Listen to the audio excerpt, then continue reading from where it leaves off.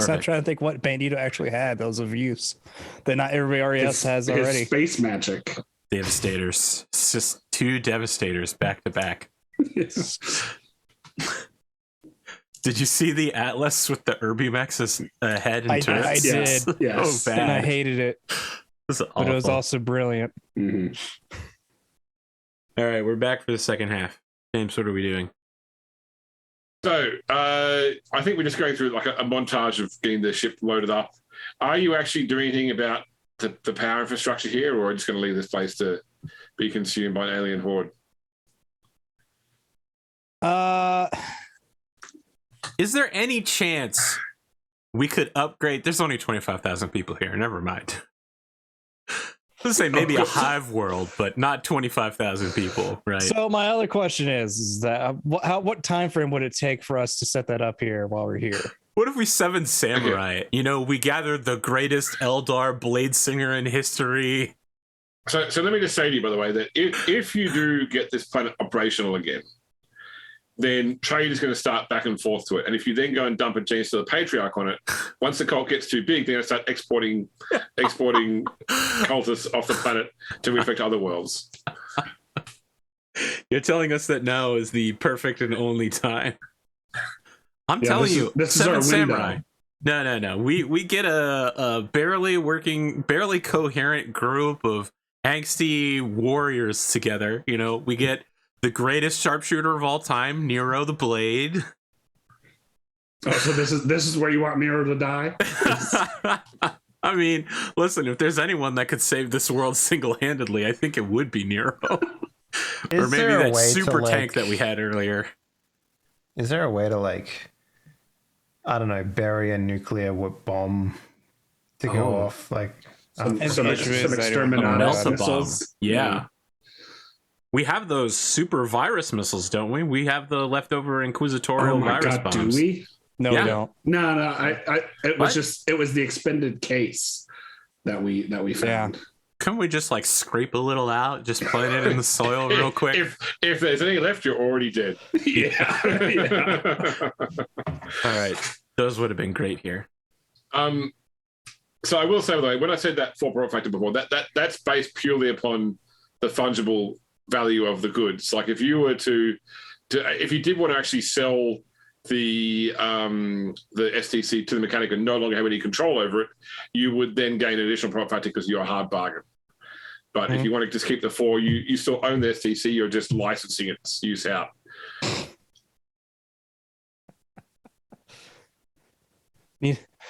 Start doing up infomercials. Sorry, the joke about the hair straightener being an all-important artifact is... Billy Mays here. Yeah.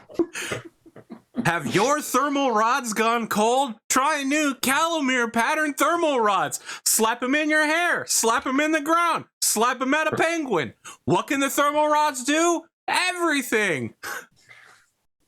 Yeah. So... STC slap chop. Yeah. You remind me of like, do you get those things called the magic bullet, the infomercials for the magic bullet in America? Yeah. A friend of mine bought one of those when like he saw an ad for it that said, "Oh, it makes guacamole." Think of what else you could do with it. You know, when he got it, it came with like a recipe for guacamole, and that was it. So he's never worked out what to do with it except for guacamole. What is your purpose? You make guacamole. All right.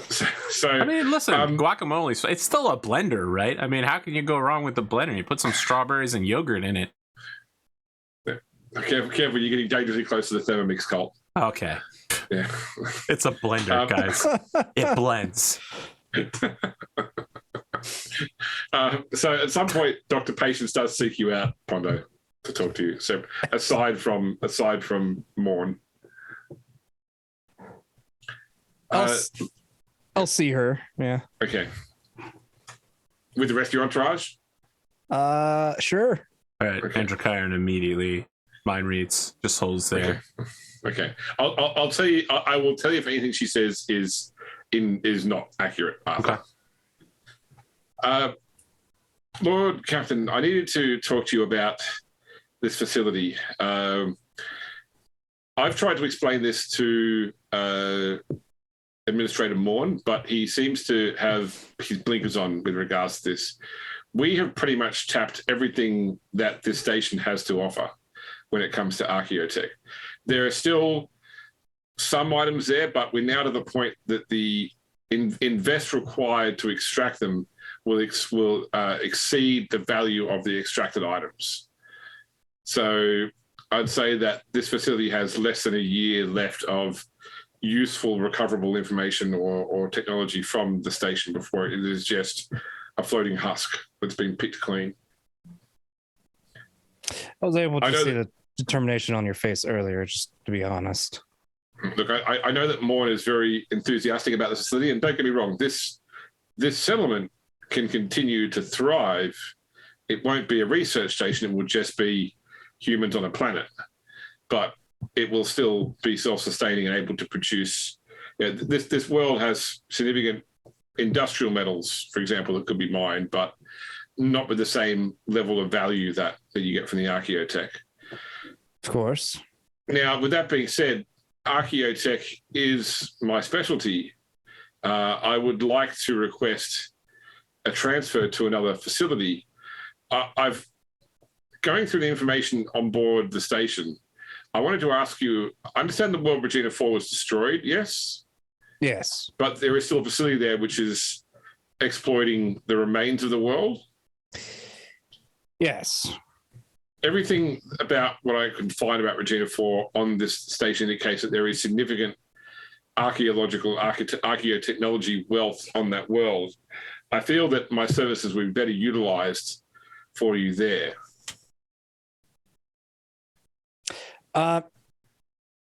From what you gather here, your knowledge is probably only partially correct. There are things about Regina 4 that I've kept hidden from the public eye as much as possible. Though I am going to be going over to Regina 4 regardless soon. And if you'd like, you can join us to go there. I would like that very much. And she's like already getting up to go and pack her bags, but then realize Doctor. Oh, you're not quite finished. Yes. So, how large is the station? 18 square kilometers. It was designed in the dark ages of man, correct? Yes. Before that? Well, yes. sorry, pre Dark Age. Yes. So it is an extremely resilient structure. I mean, we've removed pretty much all but its structure anyway. So it's no longer void sealed, for example. It's open to Could it survive re-entry? I would say that if for non-stable re-entry, and she's like looking up, like trying to calculate it in mind as well. You know, I'm not a physicist, but I would say that a significant portion of the structure would survive the rigors of re-entry. Although I would be concerned about something that size bouncing. Of course. Thank you, Doctor. Adrian just exchanges a significant PC glance with Androchiron. Androchiron has a plan. All right. Yeah, I'm sure he does. I'm sure he does. In your eyes, a fiery conflagration burns. Wow, Jesus, guys, calm down. You can mob it anyway to be sure. All right. So look, Androchiron has a 50 intelligence, so he's definitely not dumb. And he basically draws a stick figure of the planet, the settlement, the station, and outlines a plan to everyone that while the Gene Stealer is beginning its work, if Tyranids are detected in system, that the defense policy should be to deorbit the station and crash it into the planet on the city, killing everyone. Give me a logic test at +10. Great. That Can I also sounds make that terrible. Can others do that? Anyone that's looking at Androchiron's crude stick figures, yes. Crude? You Crude? just said Let me it- see. Do you I just have any said it was art stick skills? figures. You said +10? Ooh, so close. Yeah, +10, yeah. I will re-roll. Oh, I'll also reroll. Jeez. All right. We're not very logical today. Yeah. Nope, not logical at all. No. Okay. No. The plan is Hey, there we go. okay, Adrian. So I go, wait a second. There's something about these orbital mathematics that don't work. So because the station is not aerodynamic, you can't control, once it enters the atmosphere, the direction it goes once it hits wind resistance. Right. Okay. We don't need it to hit the city exactly. I assume No, a no. flaming ball of metal crashing into a planet will cause a catastrophe. Yeah, well, look, it wouldn't be going that fast that it would cause an extinction level event globally, because it's a massive planet too. We just need to kill the people in this city. Yeah, and it's only 0.7 Earth gravity. The main thing would be that it would be more likely to work if you could at least put like boosters on it that you could actually try to steer it with. Yeah, exactly. That's why I said you were deorbiting it. Yeah. Yeah. Yeah, so it's not just a case of letting it decay naturally and then aiming it at the city. You would have to, even though it's right above the world, but once it starts to deorbit, it'll be pulled into the rotational James, spin of the I world. played Kerbal Space Station. I know Yeah, about okay, deorbiting objects violently, very violently. Listen, we'll just sit the crew member named Jeremiah. We'll just leave him here, and he can pilot the station down, and then we'll pick him up from the wreckage. Have you seen that? Have you Pick seen that what short up in the series wreckage? where he does pilot the space station down and they catch him? Mm-hmm. I was like, I hope they didn't film this in Kerbal. How did they? You know what the physics would have done? I finally saw the trailer for Moonfall this week as well. Oh, man. man. Yeah, the trailer, very different vibe to like the thing I watched was like the first 10 minutes of the film. Yeah. The first 10 minutes of the film is like serious disaster movie, you know. The trailer, it's like slapstick comedy with action. And this is the one that has Sam from Game of Thrones. Yeah, that's right. All right, good. Yeah. I've been waiting for him to make a comeback because there were a lot of people who did bad in Game of Thrones and their careers were torpedoed forever. Yeah.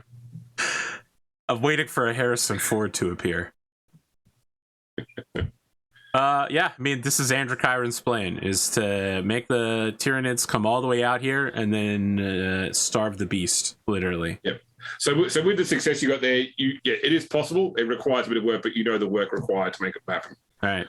We need a small elite team of asteroid engineer miners to drill into the station, attach the engines, and then stay sentry there until the moment comes when the Tyranids arrive. So Dr. Calamir's team, like the people that have been pulling the station apart, have the tech and the know-how to set it up. That sounds like a. I'm not sure we want to tell them, though. Well, I'm just- yeah, Maybe that's we right. I'm just we wondering, have you know, them set it so all just- up, and then we include it in a letter, and don't. Yeah. I mean, it's Well, I suicide. think It's this not is- just suicide; it's also murder. So, well, this is their ticket off this rock, right? Because I assume her team is so going we're to go not. with her. So we're gonna. All right. I mean, but then who activates the system when the Tyranids come up? Because again, it will kill. We just have it activated on a sensor when it detects large biological life signs entering the system. Space Cow shows up. Yeah. When Hey, A guys, Zerg I'm sorry to invasion interrupt. starts. Yeah, Sorry, go, Dave. Yeah. I got a situation I got to deal with, so I have to leave. So Okay. Okay. yeah. right. But yeah. Good luck with your Yeah. situation. Good luck. Yeah. Okay. Hope Thank you. everything's all right. Yeah. We'll see. Okay. Okay. All right, we're gonna snap out of place, guys. But I feel like we can wrap things up in the next few minutes. Yeah, that's right. Yeah. So I guess is the next plan is to move on to to Regina 4 from Outpost 31. Yes. Yeah, We- after- I didn't get that. Could you try Oh, again? shut up, Siri. How So- did that activate? I don't know. It's hey. So I'm someone that talks with my hands a lot. I'm one of those annoying people. And when I bought my new car includes haptic control for the stereo. And so often, like I'm driving, and I'll be saying something, and then suddenly I mute the music, or I suddenly go like next song in line, which is especially bad on like an audiobook where it's like, 10 chapters of like 2.5 hours each. It's like fuck. Yeah. Yeah. Anyway, so word will arrive as well from Solitude that Dominic Armelin has met with this priest Pontius Quint and has convinced him. Actually, we'll have to make a roll for this. Let's see how well she does. Give me a Pondo. Give me a roll, a percentage roll, please. I'll give you a percentage roll. Yeah. I guess that's not it. Yeah. No, okay, that's it. Yeah. So, so basically, he's so what she comes back and says is that he doesn't want to stay on the world, but he hasn't got a ride off. So she can refuse to take him, in which case he will stay effectively as a prisoner. Or No, I'm not going to make him stay there. I don't think that'd bode well for Dawn if she found out. Oh, there's a priest in that world that we haven't picked up yet. Yeah, that we effectively marooned there. okay, but she's not heading straight. She's not heading straight back to Footfall either. So she could pick him up and take him to Regina 4 and meet you there. Sure. And then you could try and convince him yourself directly to go back to Solitude. Just drag him along. It was like, it'd be really great if you stayed there. What if we did a we used Androchiron as a live communication terminal with him? We've seen other people do this. The situation with Solitude is that they're a the month time behind. dilation. Yeah. That'd make live communication a little difficult. Androchiron stands in place for 2 months. Yes. Yeah, and then goes, hello, Lord Commodore.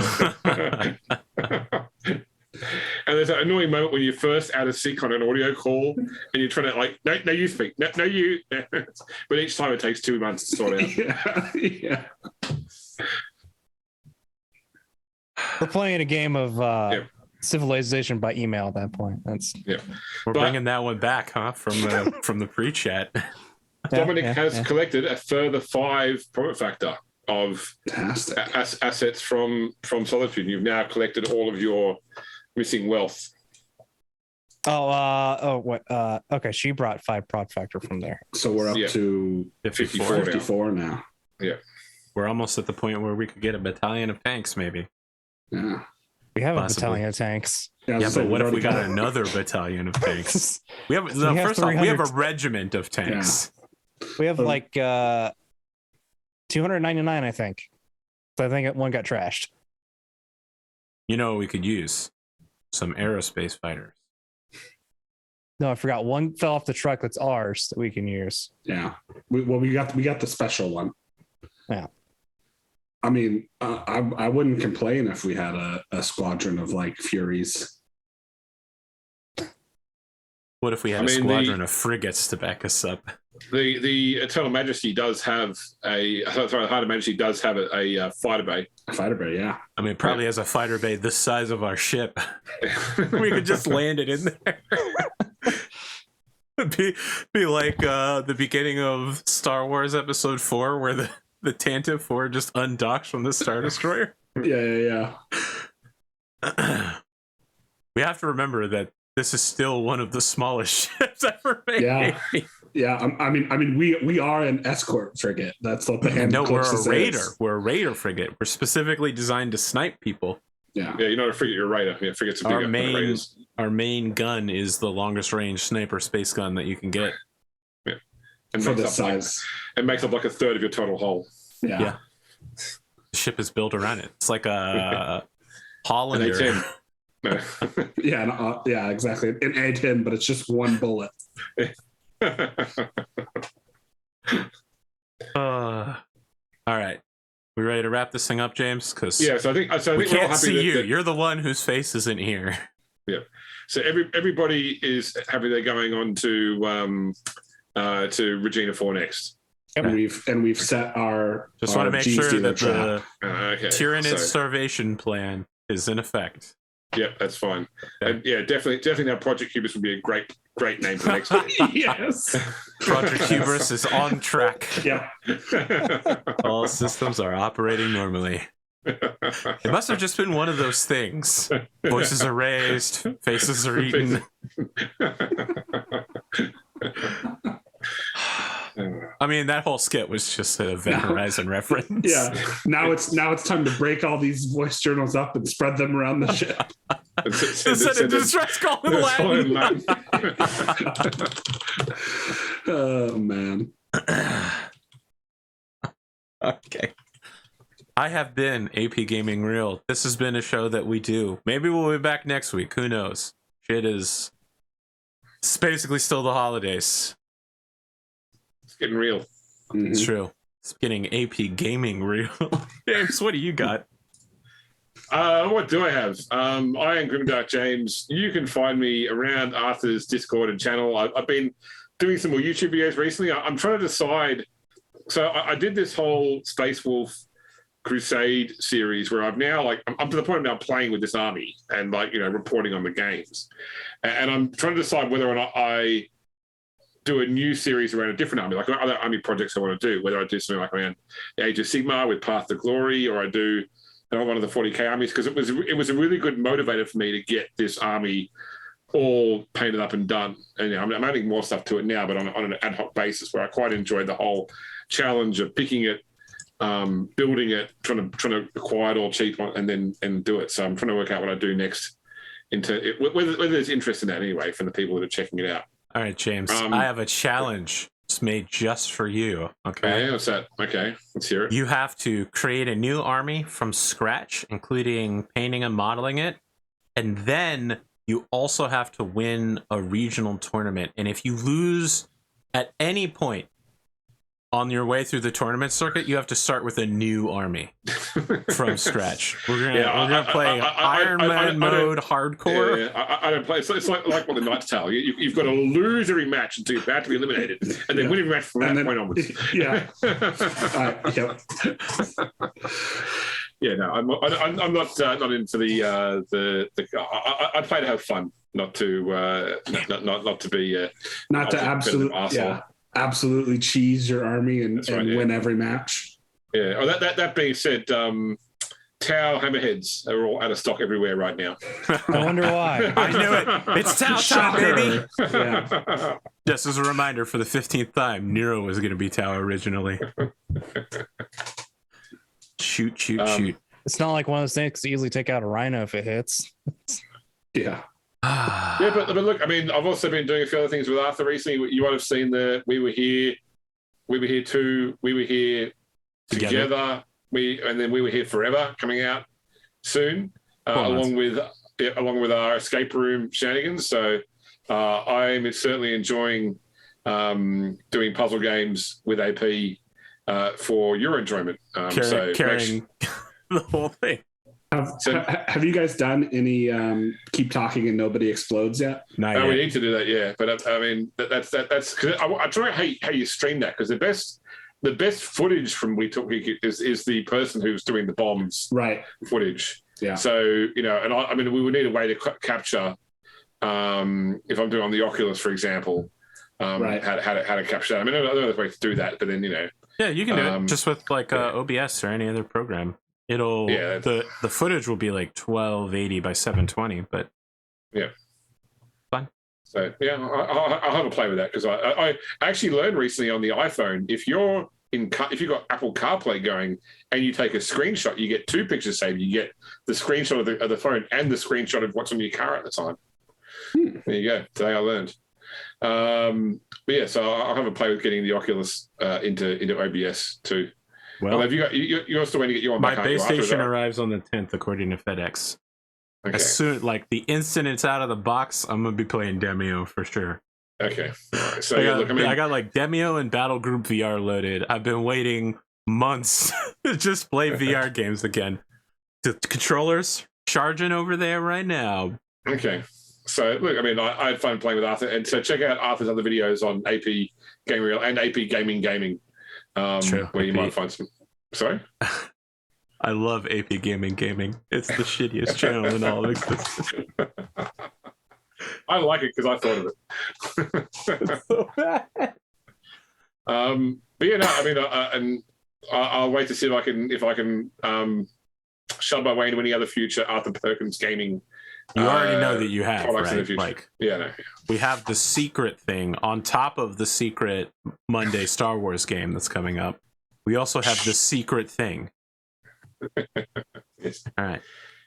That's a real secret. It is a real secret. We haven't talked about it. All right. You know, speaking of someone who's involved with both secret things, let's talk to Big Spoon. I am Big Spoon. You can find me over on Twitter at BigSpoon223.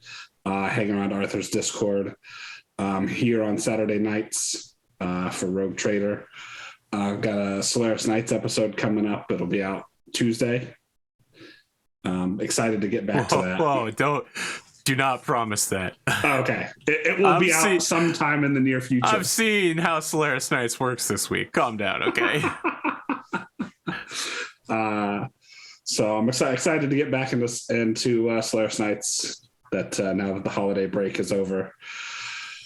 I'm going to go catch up on TV shows now that I'm back home. So look, there's a show, House MD. I think you should check it out. You may not have heard of it. It's a little small time. It's lupus. It's always lupus. Yeah.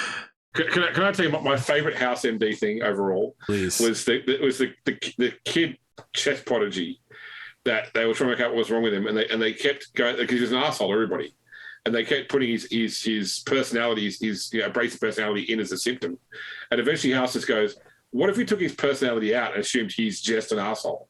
And they solved the problem. They worked out, okay, yeah, the kid's just an asshole, and take that out of the equation. We know it's this, treat that, great, all done. Because I got to tell you, having three of them, some kids are just assholes. Don't worry, they never grow up. They'll still be assholes forever. Oh, that's funny. Speaking of someone who is about to have that fear that their child might be an asshole, let's talk to Pond of the Mad. It's not a fear, that's just knowledge. I am Pond of the Mad. You can find me here Saturdays, obviously, with Rogue Trader. Occasionally with Ranch Simulator whenever I get those finally finished again, because I have to edit those.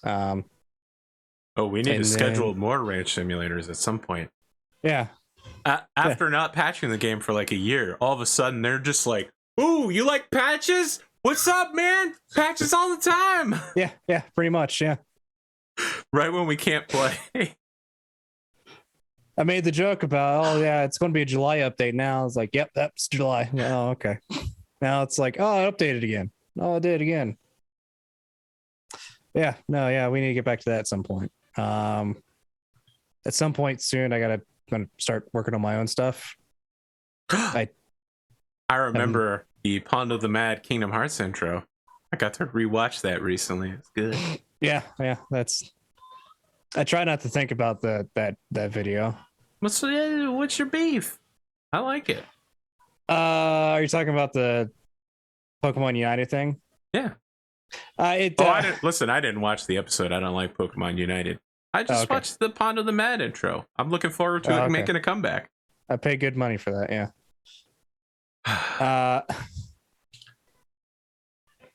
Okay. So can I ask Brent a question? Yeah. Sure. What shape is the receptacle you drink out of? Is it actually a glass, or is it like a jam jar? No, okay, it's like a stemless wine glass that I put because if you had like a man bun and you were also drinking Coke out of a jam jar, then that'd be it. I wouldn't want to be in a secret project with you. Mason jars are not drinking receptacles. That's a stemless snifter. It's literally just basically. Yeah. Yep. Don't try to say it's a wine glass. Obviously. I mean, whatever. You put alcohol in it. Putting brandy in it. It's for brandy. I hate to tell you, but I drank out of mason jars before it was cool. There's nothing wrong with drinking out of mason jars. It's really not. Jesus. They even make like the handles for liquid. See, now a mason jar with a handle, that's a glass. Just a mason jar. That's stuff you like put canned fruit y'all are judgmental. If the difference between a mason jar and a glass is just the lid. That's it. It's still made out of the same material and shape. Sure. Yeah, it's made of pretentiousness. Arthur. Oh my god! I'm only going to drink out of mason jars from now on. All right. on this show. Just Enjoy, right in front of you. enjoy that with the avocado toast. You think you can afford avocados here in Delaware? Are you crazy? They're out of season. It doesn't matter if they're out of season. They're like $4 for a baby avocado. It's ridiculous. It's smaller than your fist, and half of it is the pit. All right, Pondo, what else you got? That's it for now. Yeah. Join us for next episode where I'll be asking everyone what their favorite kind of toast to put avocado is. No, Whole wheat, obviously. Okay, like well, that's a very avocados, so California that's- choice of you. All right. Why would you put avocado on like white bread? English toast, obviously. Okay, yeah, I can see that.